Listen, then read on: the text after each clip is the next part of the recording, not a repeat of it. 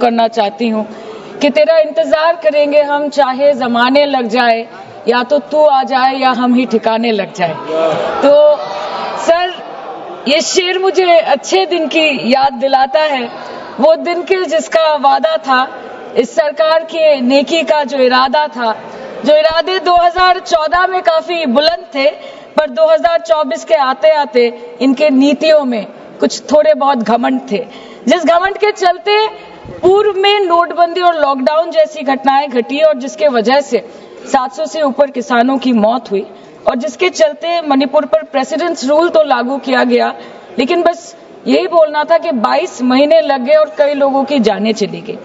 Sir, मैंने आगे भी ये चर्चा की थी कि if president's rule was the only solution, why was it not imposed months ago when people were dying? जब हजारों की तादाद में लोग बेघर हो रहे थे, चारों तरफ आग जल रही थी, जब महिलाओं को विवस्त्र करके रास्ते पर घसीटा जा रहा था, जब सिर्फ भारत नहीं बल्कि पूरे विश्व मणिपुर की चर्चा और निंदा दोनों कर रही थी, तब आप कहां थे? Sir, this delay in imposing president's rule proves that the BJP leadership neither had the will nor the competence to handle the Manipur crisis, and the administration watched quietly as ethnic tension spiraled out of control. Sir, मैं ज्यादा detail में नहीं जाऊंगी क्योंकि हमने चर्चा पहले भी की है, और आज लगभग 2:15 को हम मणिपुर पे आलोचना कर रहे हैं। इतना इंपॉर्टेंस अगर पहले दिया होता तो शायद इसकी नौबत ही नहीं आती। So this is what I think. पर सर, ये शर्मिंदगी की बात है कि आज भारत के एक राज्य में प्रेसिडेंट्स रूल है। ये भी शर्मिंदगी की बात है कि 140 करोड़ की आबादी में 80 करोड़ को मुफ्त में राशन दिया जाता है। आज सर, लाखों नौजवान हैं जो बेकार बैठे हैं। 1 से 2% ऐसे लोग हैं जो सिर्फ टैक्स पेएबल के क्राइटेरिया में आते हैं, और बीजेपी है जो सब चंगासी का कुर्ता पजामा पहन के घूमते रहते हैं। ये दिखाने के लिए अच्छी बात है, लेकिन ग्राउंड रियलिटी कुछ अलग ही है। सर 2023 में टॉप 10 VPNR के रिपोर्ट के अनुसार मणिपुर में 212 दिन से ऊपर इंटरनेट शटडाउन किया गया था, a total of 5088 hours, marking it the second highest after Jammu and Kashmir. This led to huge economic loss in Manipur, approximately 3,157 crore. The economic blockade in Manipur, affecting the two main national highway, lasted for 66 days, with rough estimates of loss of around 250 crore per day, which is a whopping rupees 17,000 crores in over 2 months. Over 67,000 people were forced to leave their homes and cramped up in only 360 relief camps. Nearly 12,000 people fled to Mizoram. Approximately 7,000 people sought refuge in Nagaland, Assam and Meghalaya. Over 1,700 people taken refuge in Kachhar district as of June 2024.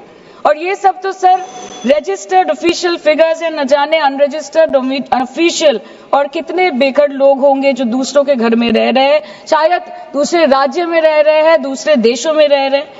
ये इसीलिए हुआ है sir क्योंकि मणिपुर की सरकार, double engine सरकार ने, उनकी मंशा ये नहीं थी कि वहां के लोगों को शुरू से प्रोटेक्शन दिया जाए, कि उनको शुरू से रिलीफ दिया जाए। अगर वही होता तो 22 महीनों से इन्होंने मणिपुर को जलने ना दिया होता।